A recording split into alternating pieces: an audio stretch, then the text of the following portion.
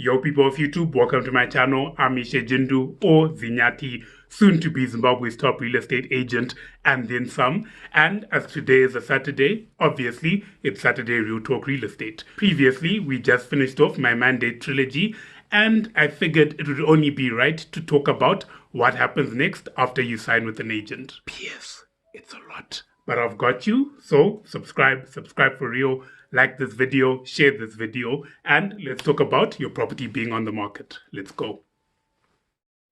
So you've signed your mandate, open mandate or sole mandate. It really doesn't change what happens next, but fact of the matter is your home is almost about to be put on the market. To set it off straight, being on the market is essentially a term that refers to your property being advertised and publicized to the public through a multiple listing service or any other form of advertising your property to prospective buyers. Contrary to most beliefs, there's actually quite a lot that happens in this stage. And to make it more digestible, we're going to separate it into three phases. Phase 1, pre-publicated, phase 2, publicated, and phase 3, negotiated. In the majority of home transactions that occur on the market, these three things are a sequence that need to be gone through from the bottom to the top. But that's not to say these three things always have to happen when you sell a property.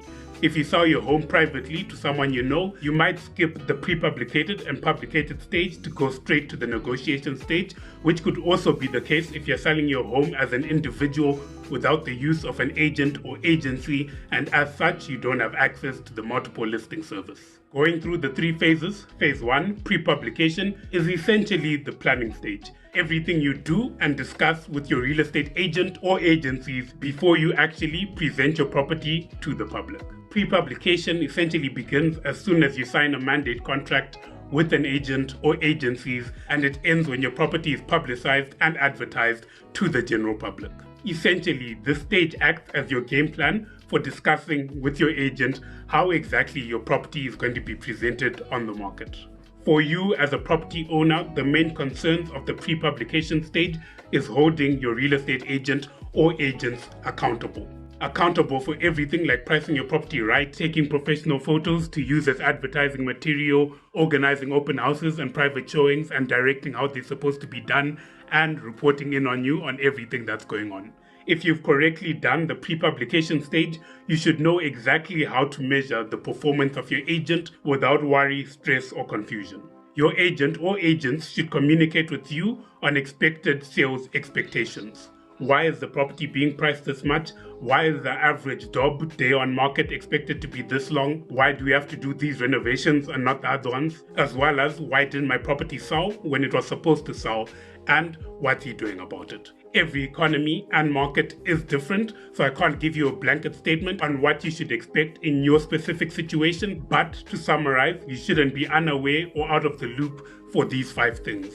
The value of the property and how much it's going to be initially listed on the market, open house and private showing procedures, essential and non-essential renovations, the presentation and copywriting of your property on a multiple listing service, websites, newspapers, brochures, anything and everything used to advertise your property, and finally, when to expect reports. I'll inevitably cover each one of those factors in detail in their own video. For now, you just know what questions to ask and what you should be aware of. Remember, pre-publication is your game plan before the whistle blows. After pre-publication is publication, and if pre-publication was the game plan, publication is 3/4 of the game. You planned out exactly how you entered the market and what you expect to be doing on the market, and now you're executing on that plan. Everything you and your agent or agents agreed on is being measured against what's actually going on the market right now. The majority of your focus is on the DOM, the days on market, and probably more importantly is on the active offers you're getting while your property is on the market. DOM just tells you how long your property was on the market, but the active offers you're getting while your property is on the market tells you so much more about your property's health on the market. How effective was your marketing? How effective was your pricing? The state of the current market? The number of general interested parties through open houses and private showings. Like Mike Tyson said, everyone has a plan until they get hit. And the publication phase is where the punches start coming in. Getting through the publication stage is about evaluating your expectations against the current realities that you're experiencing in the market. It's a loop that involves feedback on your property from your agent that goes towards improving your property to throw it in the market again. Feedback, improve, throw it in the market. Feedback, improve, throw it in the market. Feedback, improve, throw it in the market. Until phase 3, the negotiation phase, which begins when you get an offer for your property and ends when you actually sell your property or conclude a rental transaction. Depending on what you and your agent agreed on, offers can come in 2 varieties. Variety 1 is still on market offers, which are offers that you get but don't intend to act upon until a concluding date. This is essentially saying you put your property on the market and within a day or 2 you got an offer from someone who wants to purchase it, but you'd rather keep it on the market, expose it to potentially more clients, get that bidding war started, and try raise the price of your property. The second variety of offers that you get in the negotiation phase are closing offers. A closing offer or closing offers are when you're intending to conclude the transaction of your property.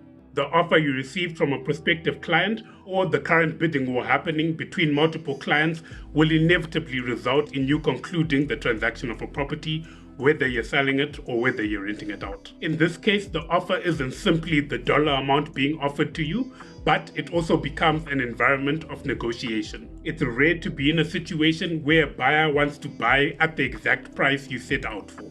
Usually, everyone wants to haggle. They want the lowest price, you want the highest price, and then it becomes a battle of leverage.